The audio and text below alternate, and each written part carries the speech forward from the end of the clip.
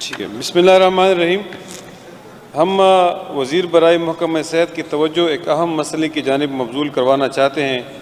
وہ یہ کہ حکومت نے AIP پروجیکٹ کے تحت نئے ضم شدہ اضلاع میں 481 نرسز کی بھرتی کی تھی اور ان کی آرڈر ایشو کرنے کے بعد معطل کیے تھے۔ اس مسئلے کو اسمبلی فلور پر بھی اٹھایا گیا اور باہر نرسز کے احتجاج کی وجہ سے ان بھرتیوں پر انکوائری مقرر کی گئی۔ اب بھرتیوں کی انکوائری میں بے قاعدگی ثابت نہیں ہوئی ہے، لہٰذا حکومت سے درخواست ہے کہ ان کے اپائنٹمنٹ آرڈر جاری کرے۔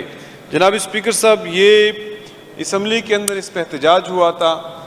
اور ان کے اپائنٹمنٹ آرڈرز کو معطل کیا گیا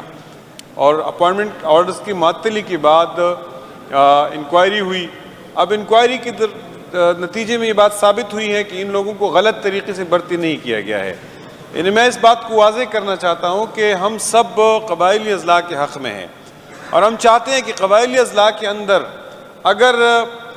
ٹیکنیکل پوسٹوں کے لوگ اپنے اویلیبل ہو تو آپ رولز کے اندر ترمیم کر کے ان کو یہ اختیار دے کہ حکومت کو اختیار دے کہ وہ قبائلی اضلاع کے لوگوں کو بھرتی کرے۔ لیکن اگر یہ اسپیشلائزڈ پوسٹیں ہیں جس میں میل فیمیل نرسز ہیں اور وہ قبائلی اضلاع کے اندر اویلیبل نہ ہو اور اس کو آپ بھرتی نہیں کرتے تو یہ بھی آپ قبائلی اضلاع کا نقصان کرتے ہیں، کیونکہ قبائلی اضلاع کے ہاسپٹلز کے اندر نرسنگ کیئر جو ہے وہ انکمپلیٹ ہوگی، نامکمل ہوگی، کمزور ہوگی۔ Nursing care health care provision system کا اور ہیلتھ کیئر ڈیلیوری سسٹم کا انتہائی امپورٹنٹ ستون ہے، اس لیے ہم سمجھتے ہیں کہ ان نرسز کو ان کے اپائنٹمنٹ آرڈرز کو بحال کیا جائے اور منسٹر صاحب